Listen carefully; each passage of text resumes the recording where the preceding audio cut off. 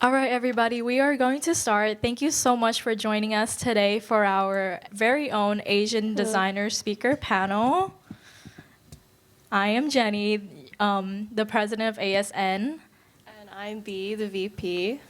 And here we are joined with my Hoang, Srujana Achyutuni, and Alexis Hoffman. These are all of our designers for today. Let's give them a round of applause. Okay, before we get started, do you want to take away with like the icebreakers for a minute so we can like break the ice, get everyone warmed up and stuff?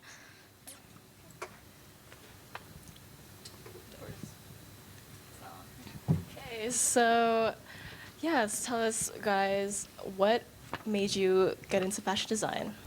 Just a little. Like, whoever wants to start, yeah. Like, tell us a little bit about your major, what you specialize in, and what you're currently doing right now. So hi, can you hear me? Yeah. I'm Alexis. I have been in fashion since I was 5 years old. I discovered fashion when I was 5, and I just kind of never left. I started working in I discovered theater in 2019, and I've been working in costume design ever since. Awesome. What about you, Srujana? Hi everyone, my name is Srujana. I moved here from India about almost 4 years ago. I've been studying fashion design at FIT ever since and been trying to find a place in the industry in New York as well ever since I moved here. Yeah. And I specialize in special occasion design. Yes. Yeah, I am majoring in fashion design with a triple minor in psychology, film and media, and Latin American studies. Wow, triple minor. Okay. Crazy. And what about you, Mai? Hi, I'm Mai. I actually am not in college, but I graduated San Diego State in 2021, and I studied science. But what got me into design at a young age was, I think, my mom dragging me to the hair salon every day because that's where she worked, and I would sit in the chair when I was really young, and before I even knew how to read, I would be flipping through magazines and getting so much inspo through there, like reading columns like who wore it better and things like that. And yeah. Thank you for introducing yourself a little bit. And the next question we have is, what is your current favorite trend at the moment? Oh. Anyone wants to go first? Actually, yeah. My current favorite trend is like the increase in maximalism. I am so not a minimalist, and I genuinely am so against the whole minimalist trend because, I don't know, I wasn't a big fan of it because my aesthetic also as a designer doesn't align with it. But I'm really happy that maximalism is coming back, and it's going to be really fun. Yeah, I'm excited to see your capstone project that's upcoming. Thank you so much. And I agree with Srujana, and not to plug myself, but I would say... No, this is what you're here for. This is what you're here for. I would say clock jewelry. So I am a watch jewelry designer, and we make our jewelry out of watch faces. So when Taylor Swift wore that midnight watch choker, I think it was at the Grammys, yeah, that definitely... I already started my brand way before that, but that definitely got people really hyped up.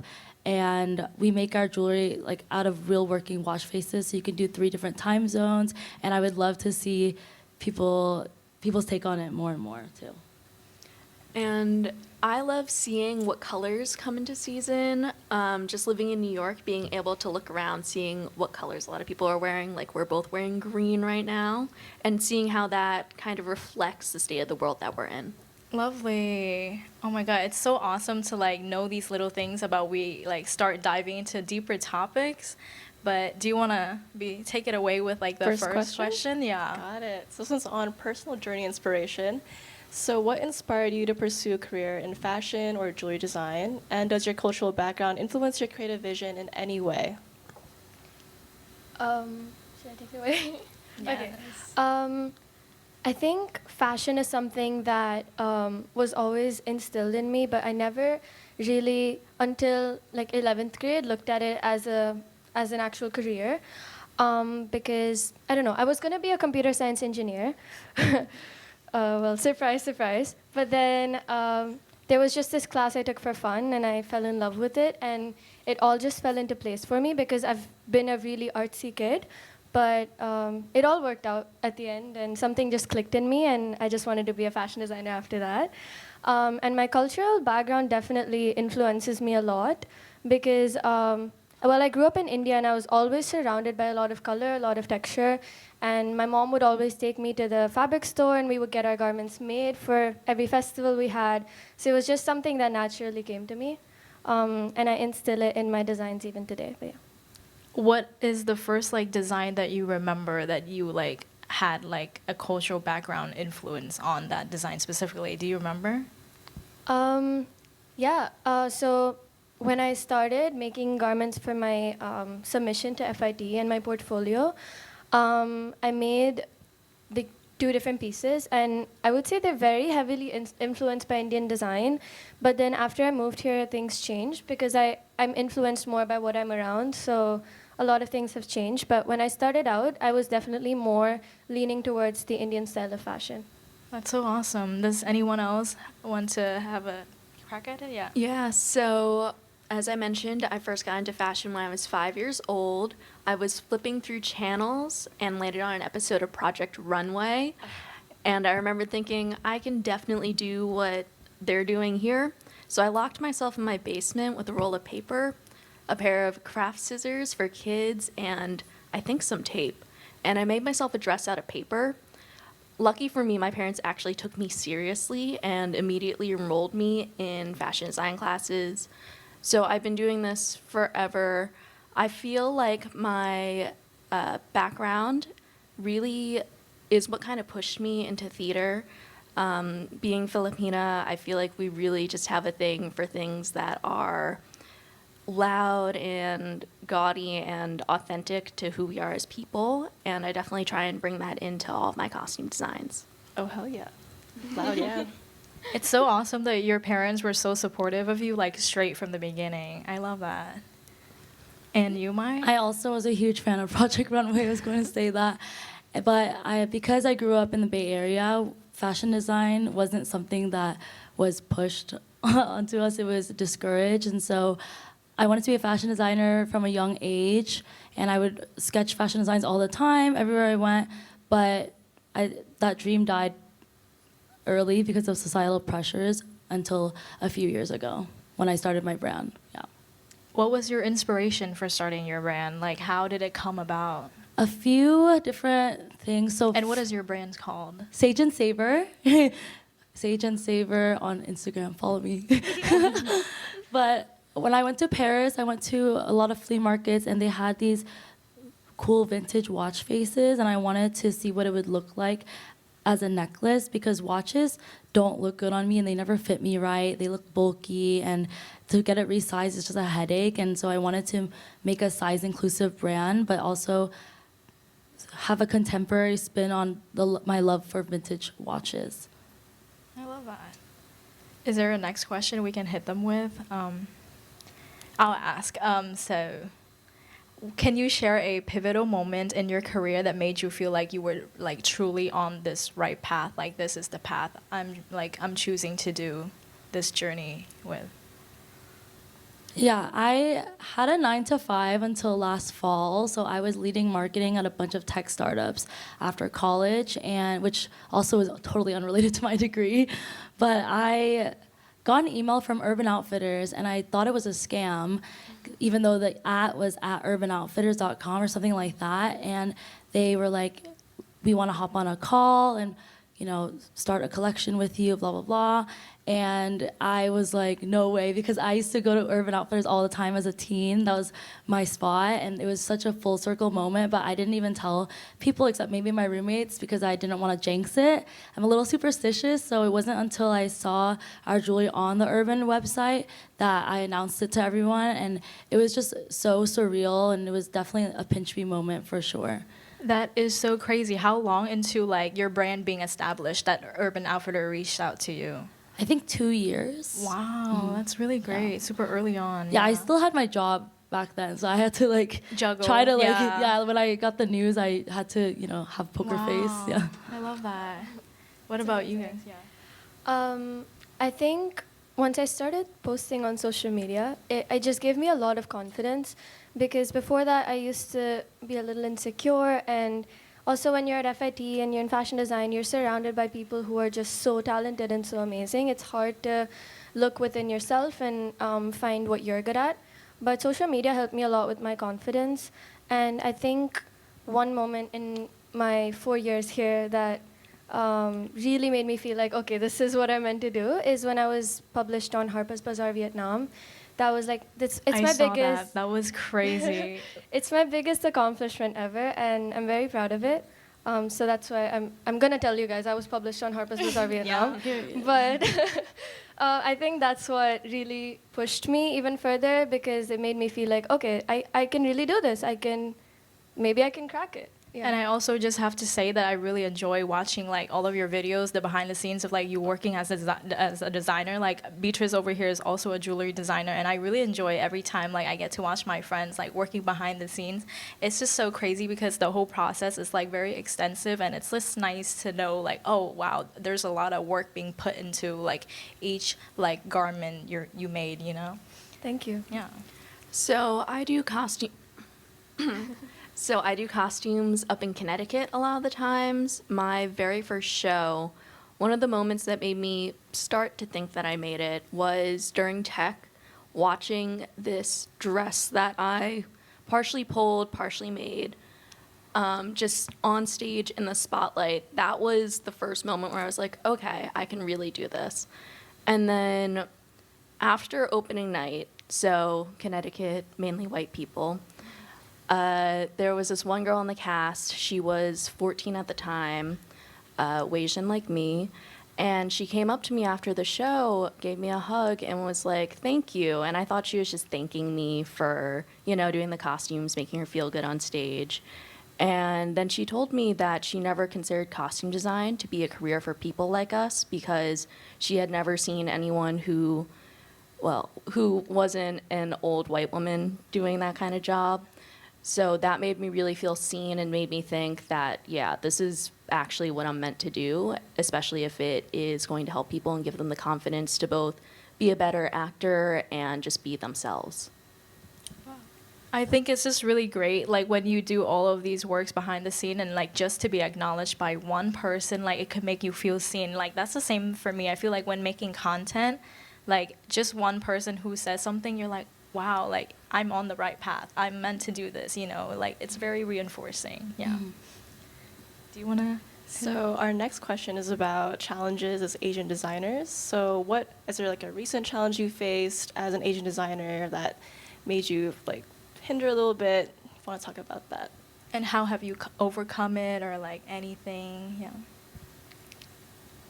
I have so many stories. Yes, tell us. The costume industry isn't necessarily nice to people of color.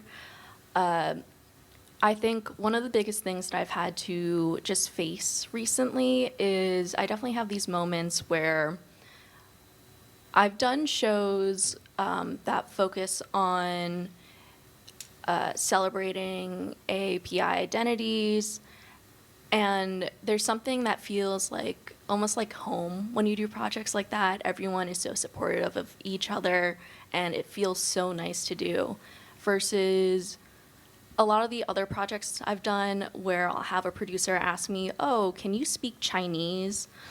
Or other questions along those lines. I had a talk with someone a few weeks ago where they thought I was from Thailand, despite me saying I was Filipina. And then they made some other very strange comments about me getting deported. And those kinds of moments make me wish that I could just work on Asian projects for the rest of my life, because that's where I feel understood. The questions are less invasive. But I think at the end of the day, change comes from being uncomfortable. As much as I don't enjoy it, I know that if I sit through this and I deal with this now, maybe someone in the future won't have to. Yeah, no, I definitely agree. Like, Yeah. change is inevitable for growth to happen. So, I'm sorry you went through that, though. That's so shitty. I mean, I'm going to say it happens. It doesn't make it okay, but Yeah. it does happen. Yes, for sure.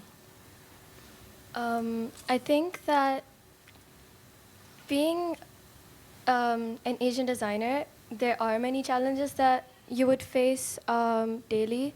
I think there was a recent conversation that I had with someone who wasn't a person of color, but she gave me important information that I wouldn't have known otherwise.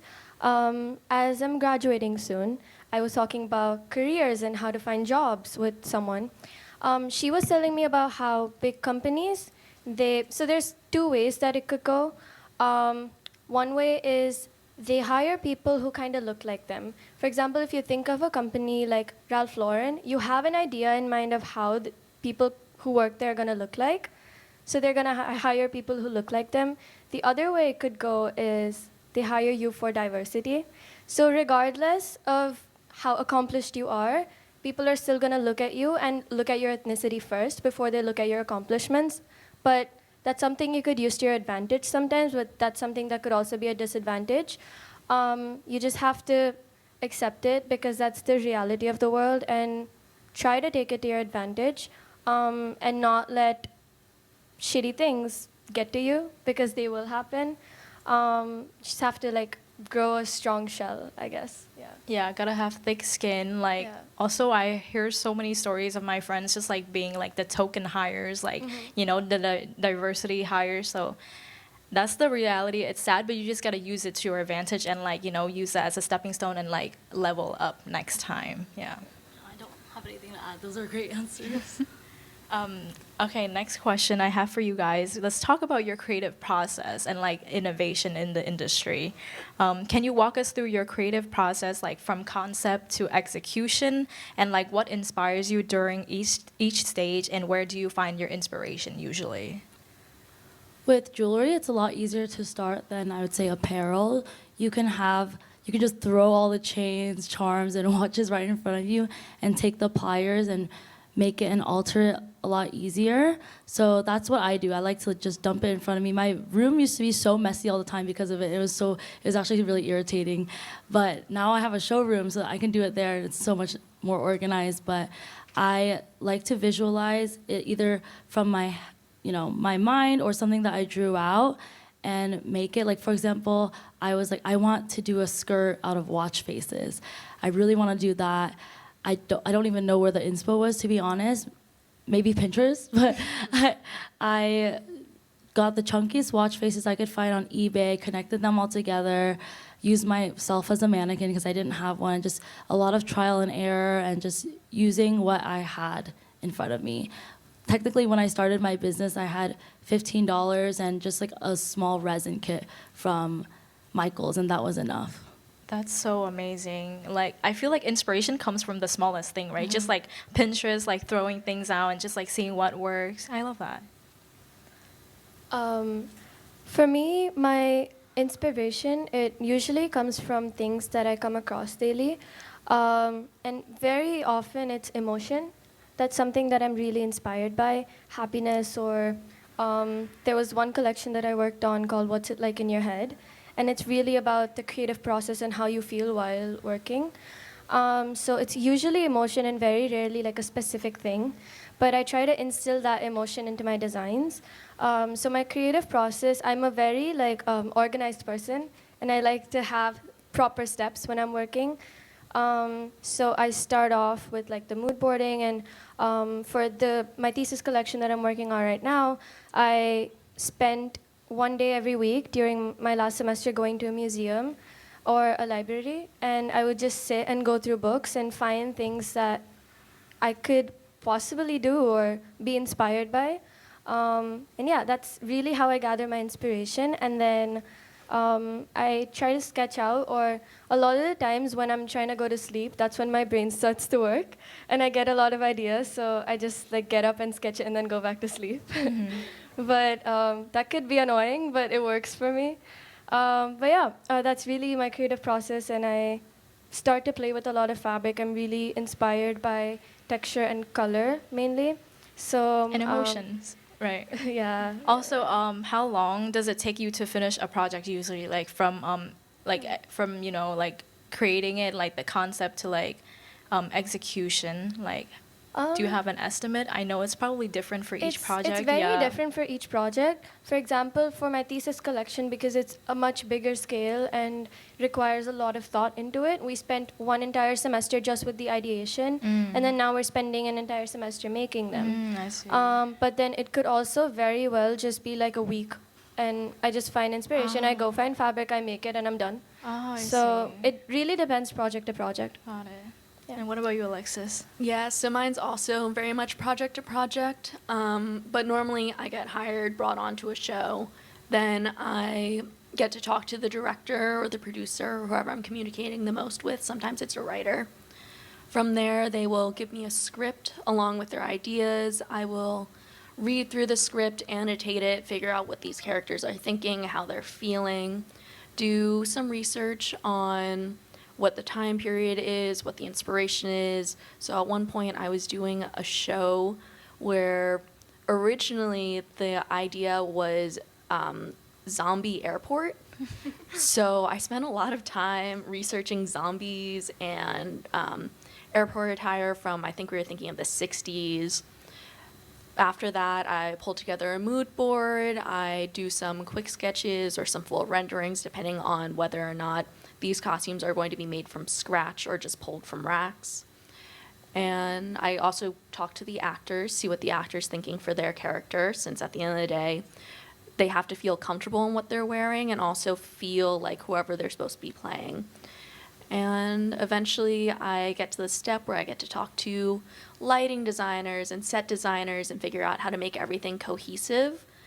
And then finally, this is typically like at least a month later, everything comes together for opening night. And how long does it usually take you to like create a garment for like your character, your actor, or somebody? Usually it's just like one garment that you're focused on. So most recently, I just did a show where I was the associate costume designer. So I was not designing the costumes, but I did have a hand in the design process, and then I made everything. So I made, I believe it was 6 pairs of pants. Each one looked relatively the same, but also very different based off of the sketches that I was given. I spent maybe a full month working on these pants almost every single day. So it really just depends on the project, because I've had other shows where it's a one-off and I'm just making a singular corset and I don't ever have to think about it again after I'm done. How do you like balance that with like also doing school at the same time, I'm assuming, right? Since your last show? That's crazy. So I don't. To put it simply, I don't. I think Monster should sponsor me just based off of how much I consume every week. At the end of the day, I do think it's about... the best advice I was ever given was from a costumer at the Met Opera, because I asked her basically the same thing. I said, how do you juggle it all? How do you think about this show when you know you have another show in 2 weeks? And she told me, don't. So that's kind of my method now. I don't think about it until the deadline is the next deadline.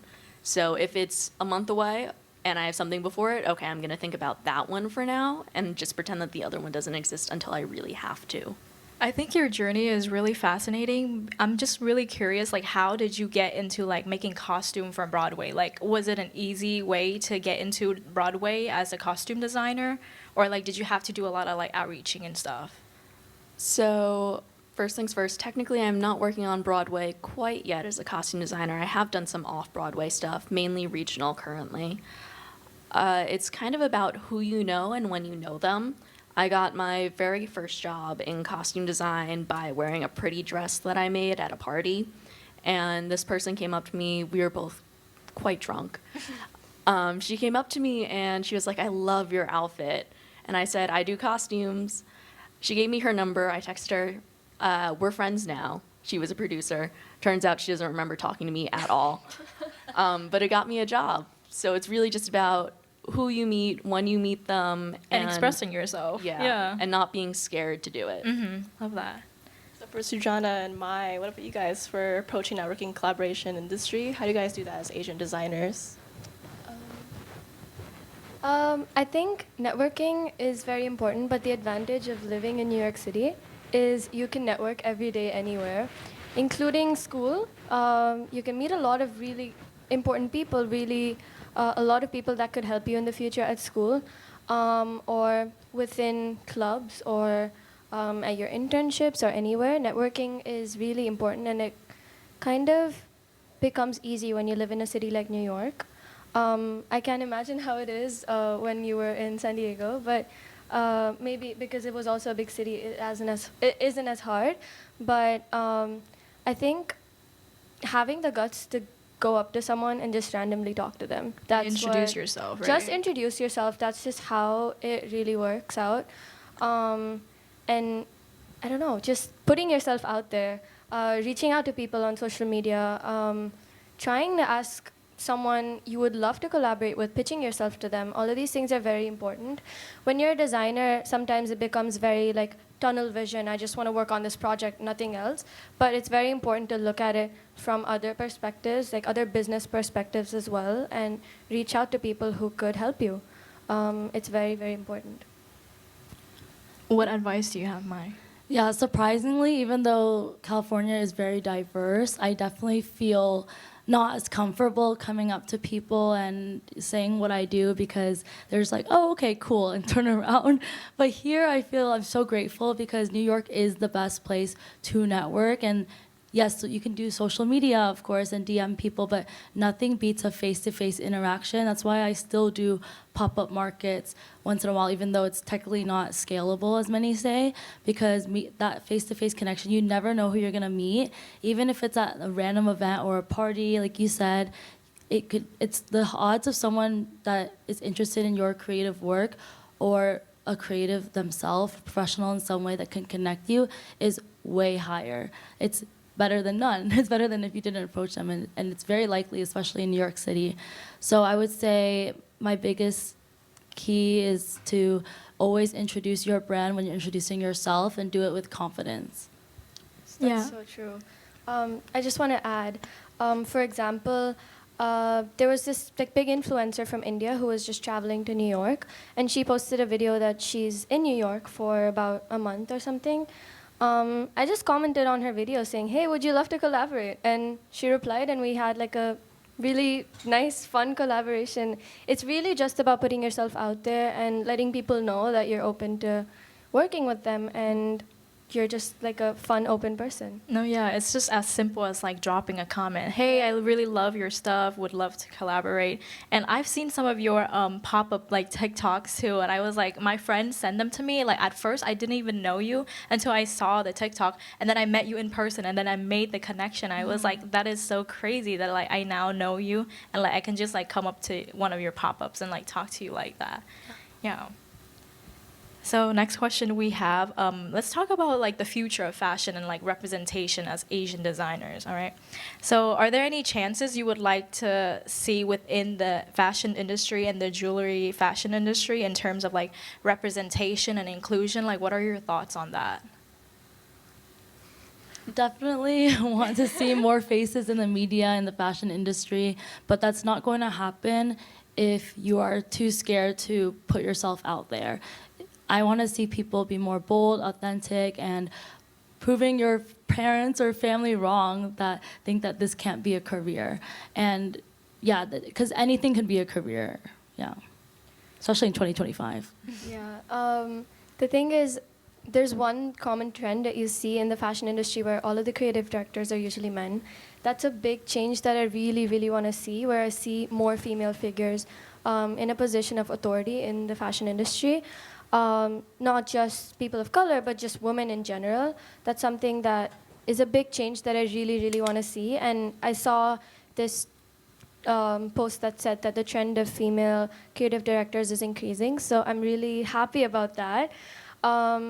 Definitely do want to see more Asian representation in the industry, specifically Southern Asian, because I think the East Asian community has found a way to put themselves out there, and there's many big names in the industry like Peter Do, Jason Wu, many, many big designers that are really well known, and I admire that a lot, and I really want to see that for my South Asian people as well.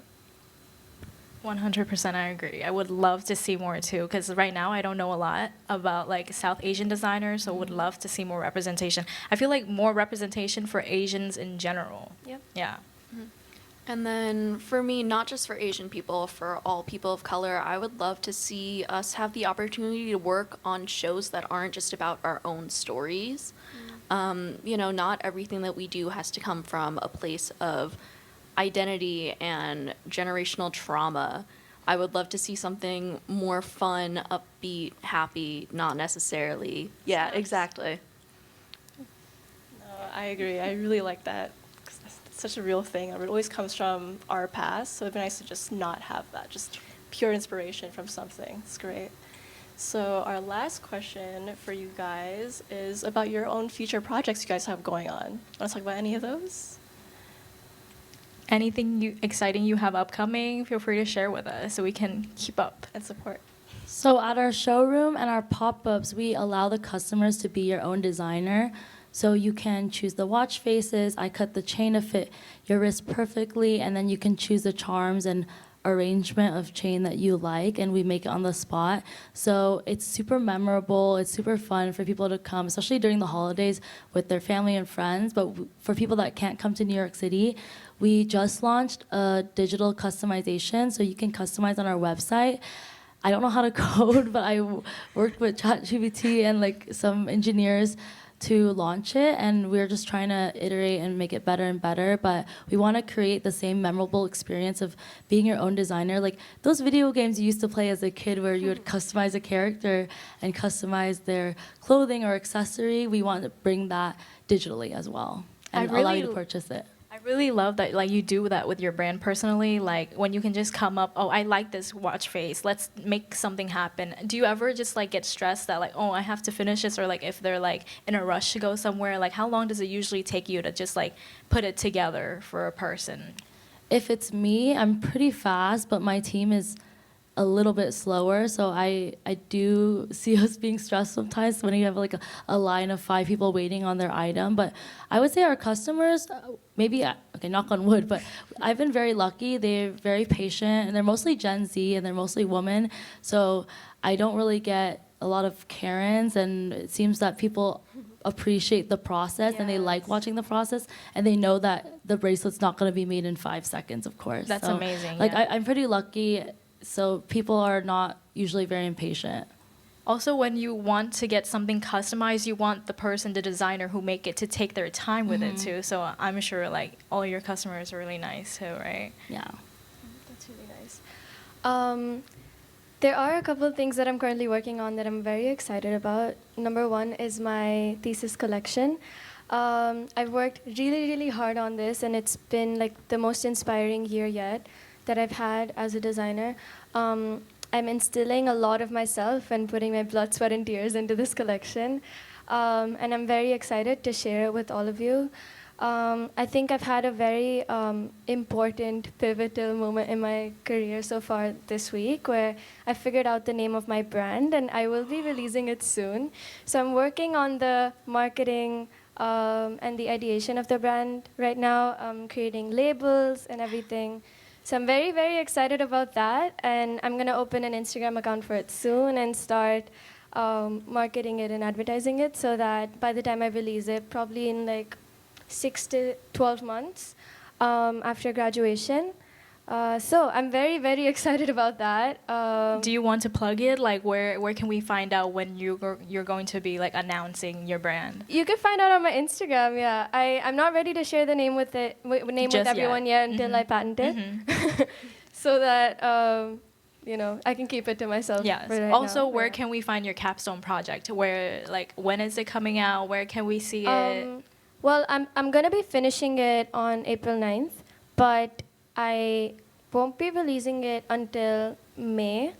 So I'm currently in the process of like showing everyone the behind the scenes and everything.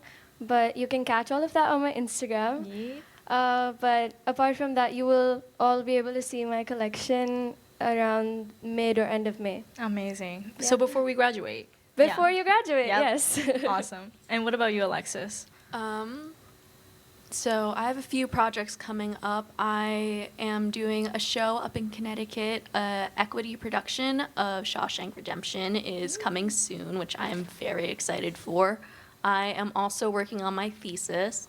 It is kind of a more chaotic Alice in Wonderland kind of collection.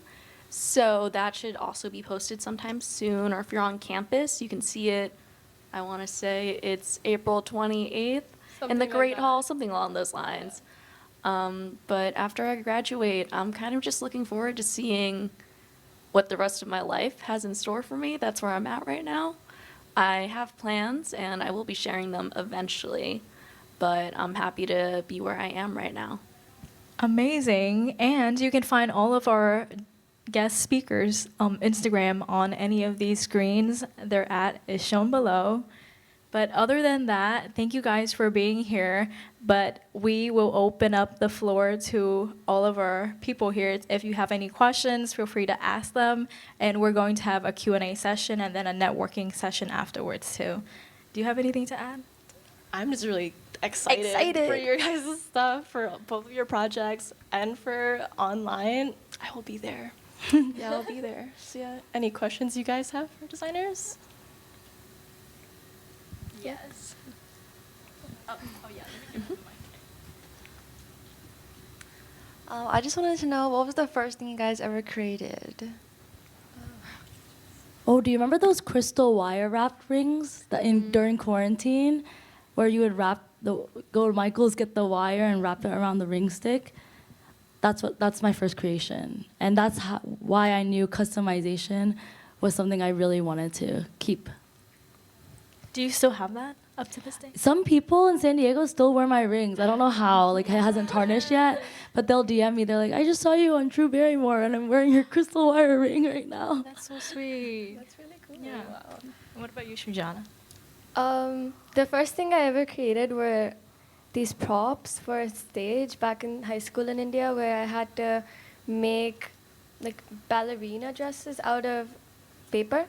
Oh. And it was just a prop for like a kindergarten play, but it was really cute. I was allowed to use like dark pink and purple paper and make these like cute little dresses, and it was really fun. Do you still have it with you to this day? No, I think the school kept it, or they removed it. I don't know what they did with it, but my first ever like fashion design project that I made was like this top I made, and it's like a really funny story because it was my first time sewing something.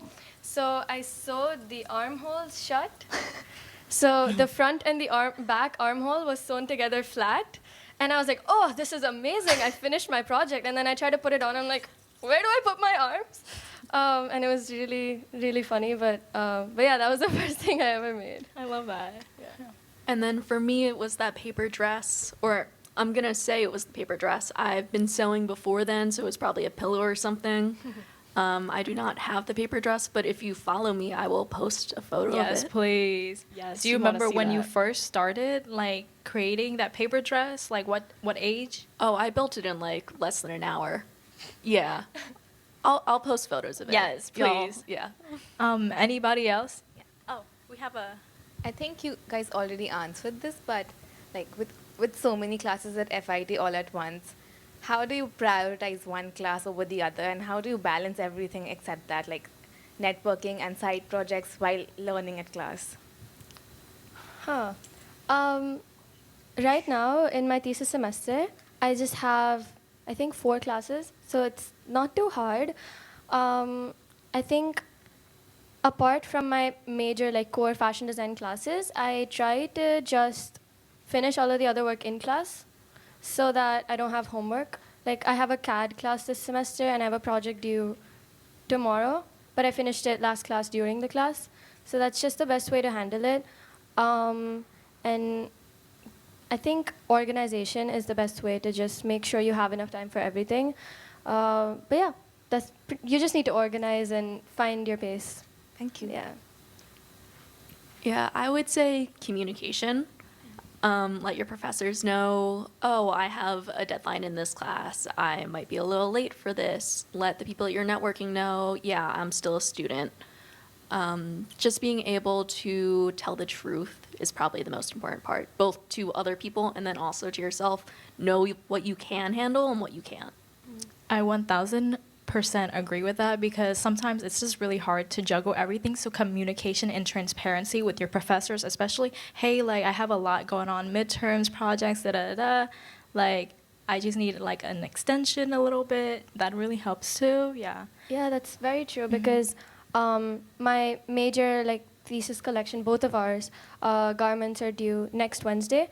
So I spoke to my boss and I have this week off at my internship and next Tuesday also so that I could just focus on my work for school. So don't be shy to ask them for an extension or to Prioritize, yeah. Yeah, prioritize it better. Just don't think someone's going to hate you for taking a day off at work or an internship. Just remember that they need you more than you need them most of the time, so they will wait for you. Do you have any advice since you were in college or like anything? So, been a while. Not really, but I was doing like a million things at once, and I just G-CAL'd everything. I also think taking a break for your mental health and keeping a good balance of that, because you can work, but then when your test comes or your project is due, you can be blanking because you didn't take the time to take a pause for your like mental health. So I think yoga, exercise, that keeps your focus sharp, and I think it's so undervalued and underappreciated. Like people need to do things like that. You need to do things like that. And when you can't sleep, like I was nervous last night, about this and all the things I had to do today. And I was listening to a guided meditation on YouTube, which someone told me once, and I was like, ugh, that's not gonna work. But then it helped me sleep like a baby. So doing things like that to train your mind into, like relaxing. Meditation is something that you have to practice for, just like practicing the piano. So just start today, okay, guys? Start young. Yeah. That's actually really good advice because when I was in my freshman year, both of us, I don't remember like a single person who would sleep enough or eat enough or take care of themselves at all, including myself. I used to joke about how I would eat one meal at 4 p.m. and that was about it. And barely sleep and just live off of candy and chocolates. It was just not the best time because we're not used to the grind yet, things like that, and adjusting to a new place. But this year and part of the previous year, I've made it a priority to eat 3 meals a day, to work out 4 days a week, do things like this that are just really important for just taking care of yourself. Yeah, just taking care of yourself. Taking like a couple hours off. Last night I slept at 10:30 and I woke up at 9 a.m. today. It feels amazing. I feel amazing today. But things like that, they're very important to just keep yourself sharp and have mental peace. Yeah, my biggest pet peeve is when people flex like, oh, I only slept an hour this week. I'm like, that's not you're losing flex, like 5 years of your life, honey. So I definitely say to take that pause, and also don't sweat the small stuff. Think to yourself, is XYZ going to matter in 5 years? Probably not. I really love the spiritual answer because usually that's not the answer most people are like hearing. So like, just taking a break, meditate a little bit, giving yourself that space. Does anyone else have a question? I know you had a question. Oh, okay. So, what advice would you give to those who would want to start out their own brand? Okay, contrary to popular belief, you don't need a lot of capital. You don't need to be a Nepo baby, okay? I started selling out of the trunk of my car, waking up at Saturday, 6 a.m. to sell at Kobe swap meets while my friends were partying on Friday nights, which, I did sometimes too, but you could still have a social life. Balance. Yeah, but... Yeah, you don't need a lot of capital. You don't need to like book a crazy market. You can literally start with a garage sale. I used Post-it notes as price tags with my ugly handwriting, and people still bought it. The crystal wire ring, and I would sit on the floor because I forgot to bring a chair and a tent. It was like 70, 80 degrees in San Diego, and luckily the lady next to me let me borrow her chair sometimes. But I was literally sitting on the floor in the sun making the jewelry, and when I got my first sales, I think I made like $50 or something like that my first day, but I was like, oh my God, that's crazy, because if this is only the first day, then I can only go up from here, you know? So just being consistent, don't give up. There's so many times where I wanted to give up because I'm like, it's not even worth it. Also, most businesses aren't profitable, you know, until like a few years in. But just for transparency reasons, we broke even 6 months in. So, and it definitely was the encouragement of my friends around me that did support me. Not everyone will, but the ones that will, they will push you to go forward. And you want to surround yourself with people that uplift you, that don't look at you like, what are you doing, things like that. Because I definitely had that as well, but just focusing on being optimistic instead. I definitely agree with that. That's really true. Like, as a fellow jewelry designer, it's not really about the capital you have, it's the community and if you have the drive. So definitely. That's very true. I also think finding people that are willing to help you, that's very, very important. Finding someone who has a successful business and picking their brain, just figuring out what has worked for them and what you could incorporate that would work for you. That is very important. That's something that I am doing right now, trying to find another successful fashion designer who just started their company to see how it worked for them and how it could work for you. A common formula that I've noticed is posting yourself on social media, showing people your journey, and then they're interested in what you make because they think they've been along with you throughout your journey. That's something that I want to do. Building that connection, yeah. You're basically building a community, and then you launch your brand and they think that they've been a part of it, so maybe that's something that could help. Probably she has more to say about how social media has helped with the business. Yeah. Mm-hmm. And also, you can be the most talented person ever, but if you don't put yourself out there, no one will know. So I think working on your self-confidence, building up your self-esteem, whether it's reading books, surrounding yourself with other super confident people, whatever it is you have to do, definitely work on that, because it doesn't matter how much talent you have if you're not gonna post it, if you're scared to be cringy or whatever. You know, Ariana Grande wouldn't shut up in her like high school musical shows or whatever, and she probably wasn't scared of being cringy, and look where she is now, you know. Yeah. Very true, very true. I think another important thing is surrounding yourself with the right people. You're so right about that. My freshman and sophomore year, I had a lot of friends, but then I really found my group of friends when I was in my junior year. And my closest friend, she's also very entrepreneurial. She is very motivated. She's very, very fierce, and she will put herself out there, and it motivates me every day. So we motivate each other, which is the best thing ever, to find a friend like that. And it's just very inspiring to do that. It's really nice to connect on that level with a person. Have a support group that will just push you. That's really important, because if you don't have people around you that will support you and that believe in you, it becomes very hard to just put yourself out there and have the confidence to believe in yourself. And do you have anything, Alexis, to share? Well, so I'm technically not a brand business person. I would say, though, just looking from the outside in, I would say it's probably important to have some sort of identity or niche that you're known for, something that when people look at you, they go, yeah, I know who did that. Super important that a lot of people like overlook sometimes. Yeah, it's just like I feel like, to me, brand is like when they look at you, they know that's you because that's your brand. That's your brand identity, you know? Very true. Any other questions?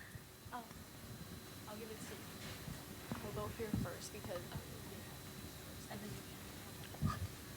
Okay, so, yay, hello, fellow person from the Bay Area. I went to high school there for 4 years, so not Bay Area, but been there. But yeah, so I know you probably had to like overcome a lot of adversity, a lot of challenges, a lot of times where, I don't know, maybe personal life went up to hell, or, you know, you didn't have the support system. So how do you like stay strong or resilient in face of like everything that's like trying to not make your dreams work for you? Oh, I'm a huge advocate for therapy. So lots of therapy and also thinking about how much you've already overcome growing up. Like, yes, there will be challenges that seem more and more difficult, but just think about the things that you've already been through and that you have worked through. There's a quote that I heard at a conference a long time ago when I was a freshman. It was, get comfortable with being uncomfortable. And a lot of that is a lot of discomfort, a lot of unknowns, a lot of possible traumas, etc. And also being around people who are empathetic because they've also been through a lot, and just being vulnerable with them definitely helps as well if therapy isn't the most accessible option for you. It's very true. I personally, I'm a really big workaholic. So when I am going through a tough time in my life, I throw myself into my work. That's generally just how I work.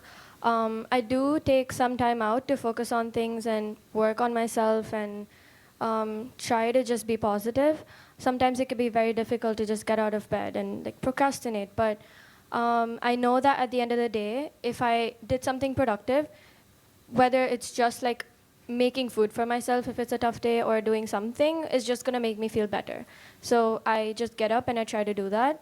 I think that's very important. But also, it's really important to seek some help if you can, if you're going through a tough time. Find a support group, like I said. Have people in your life that will push you to do better. That's really important. And then I would say just having trust in yourself, trust in your support system that you have around you, trust that everything's going to work out for the better, even if it doesn't feel like it right now.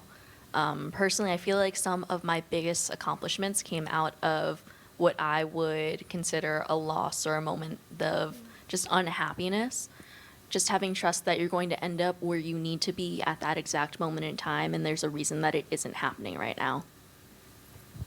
I feel like having faith is like what everyone really needs, because like pulling this events, just like being like president of ASN and like also like pulling events together, sometimes it's like a lot of like coordinating, but you just gotta have trust. And I have an amazing team I want to thank. So like pulling that together, being faithful is always the move to go.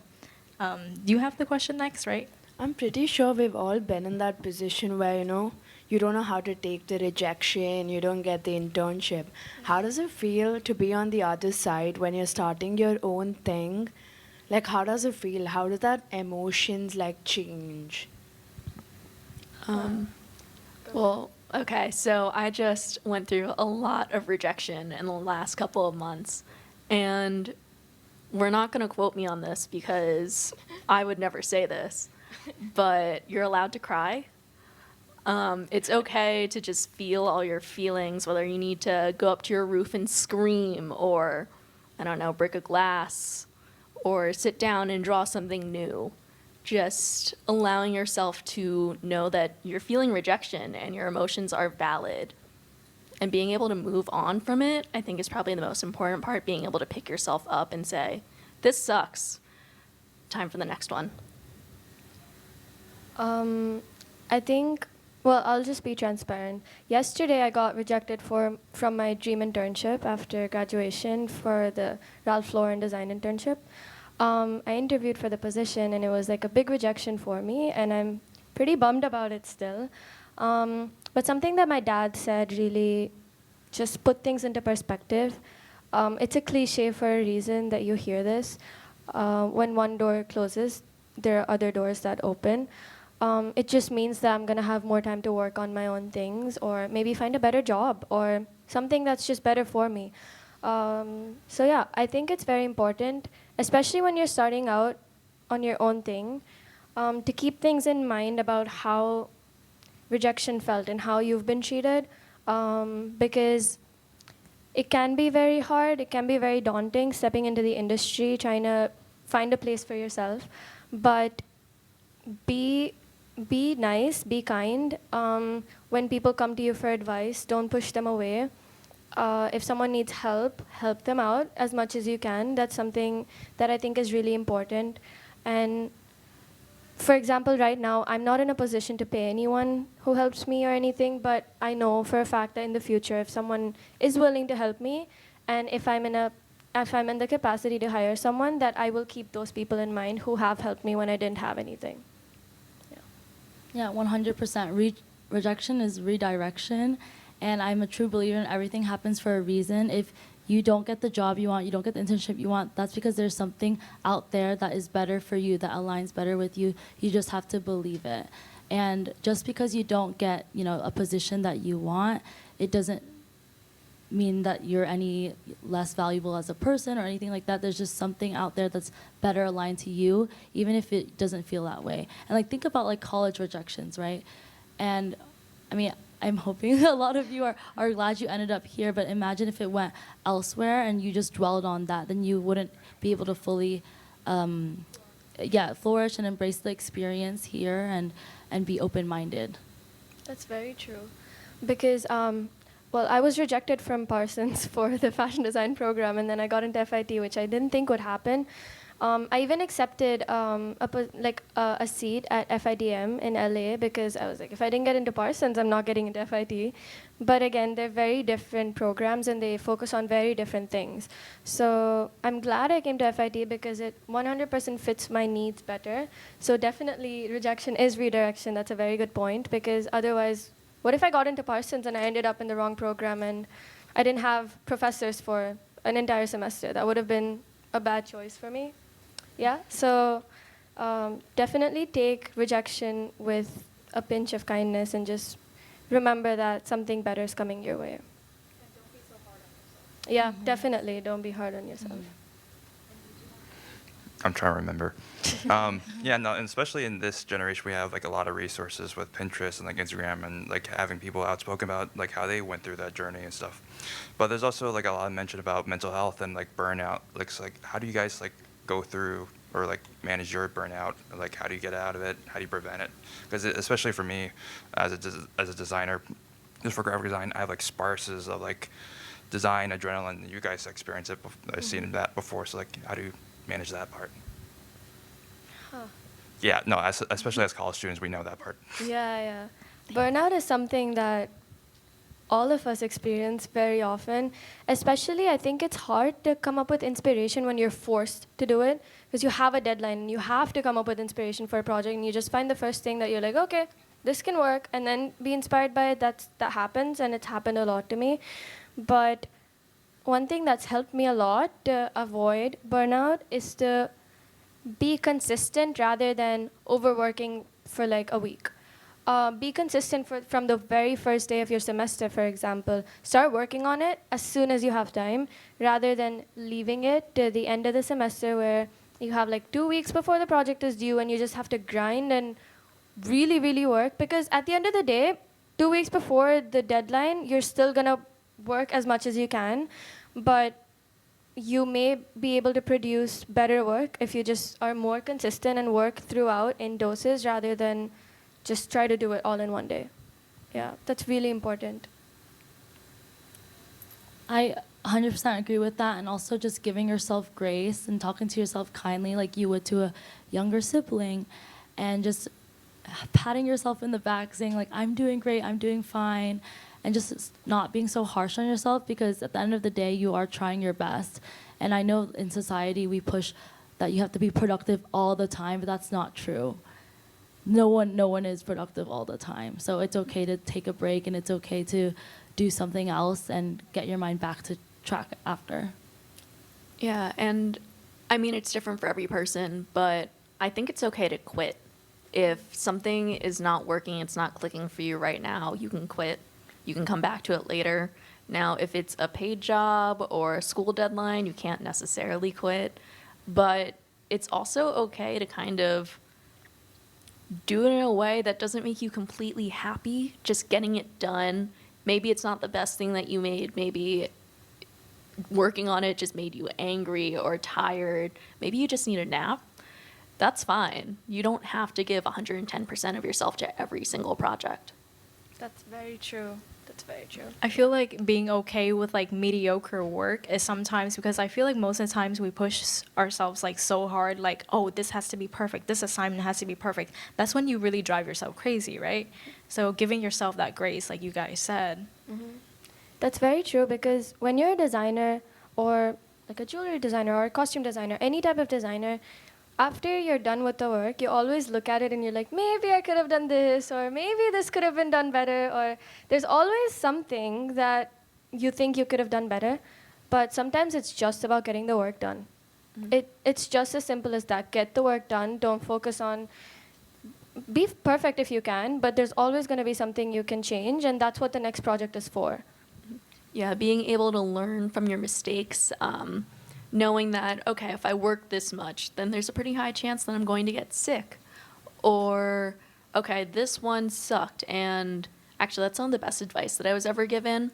After you do a show or just a project in general, writing down what went right and what went wrong. So that way, for your next project, you know, okay, this is the best piece of advice that I got from this one.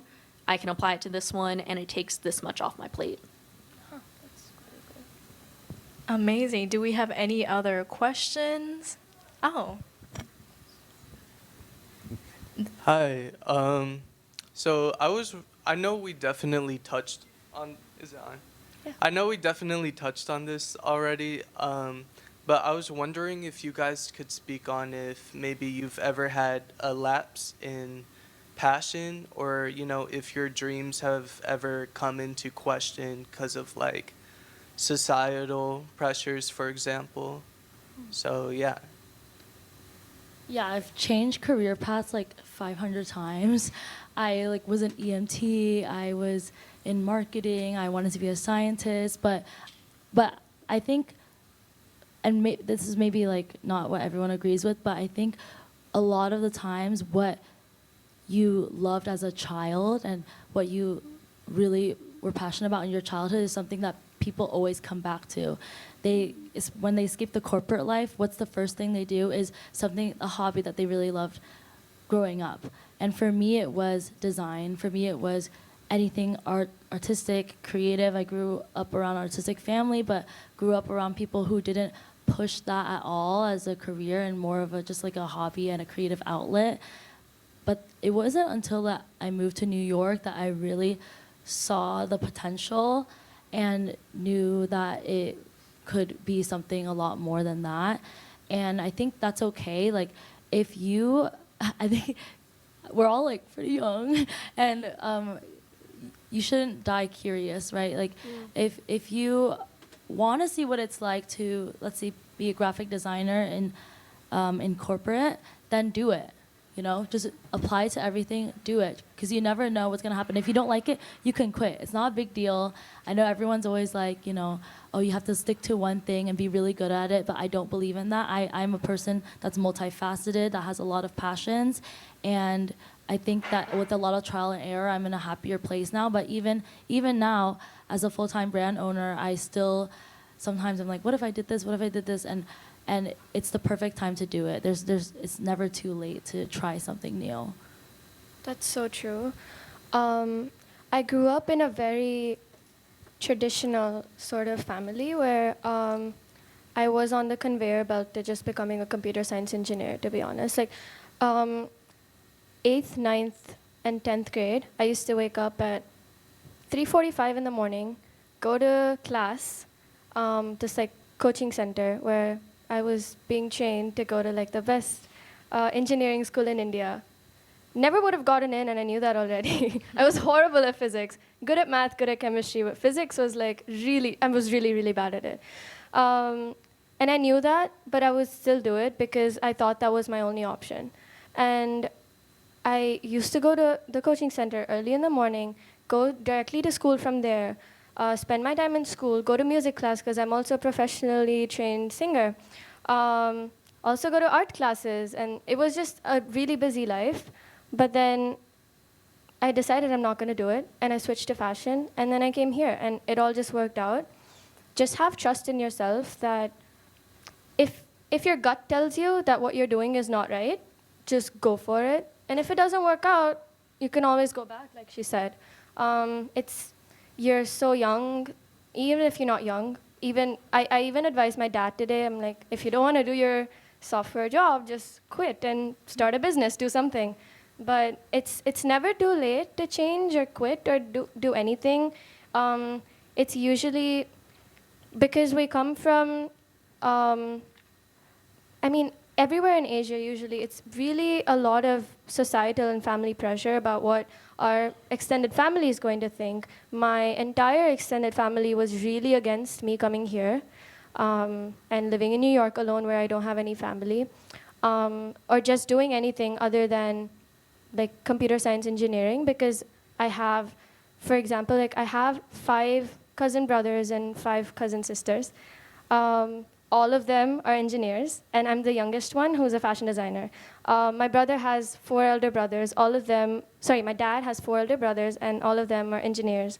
My mom and all of her siblings are all engineers. Everyone, everywhere, look, my elder brother is like a math prodigy. He studied in the best engineering college in India. It was just the chosen path for me, and I switched. And there's nothing wrong with it. And they all see that today I'm doing good and that it could lead somewhere. So that's really important, to just believe in yourself. And I feel like as artists or just creatives in general, we get asked all the time, so what's your plan B? It's okay to have a plan B or a plan C, but it's also okay to not have any other plans and just put all of your energy into this. You can always figure it out later on. I like to say I'm not the same person I was yesterday, and I won't be the same person that I am tomorrow. Just go with it, see what's right for you at this exact moment in time. And it's also okay to block out all the other noise, knowing that this is what I want to do, and yes, these people might not approve of it right now, but maybe one day they will, or maybe one day they won't. It doesn't really make a difference because they're not you. I know it comes from a place of privilege to have the flexibility to be working on my brand full-time now, but it wasn't always like that. If you need to juggle multiple jobs and work on your brand or your art on the weekends, then do it. It's okay if it seems like slow growth, because any amount of time that you contribute to something will pay off in the long run. It may feel super, super, super gradual like this, but that's totally normal. And I know so many people who are like starting startups while they're at their 9 to 5, and they're dedicating their weekends to that, and while their friends are doing something else. If that's what you love, if your gut is telling you that this is what I'm meant to do, then follow that gut feeling. Yeah. Those are all such great advice. Are there any other questions we have? If not, I will wrap up this amazing panel discussion. Thank you so much, everyone, for being here and joining us in our Asian Designer Speaker panel. And a big, big thank you to all of our designers here, Mai, Srujana, and Alexis, for joining us and giving us such wonderful insights and advice to all of our future designers.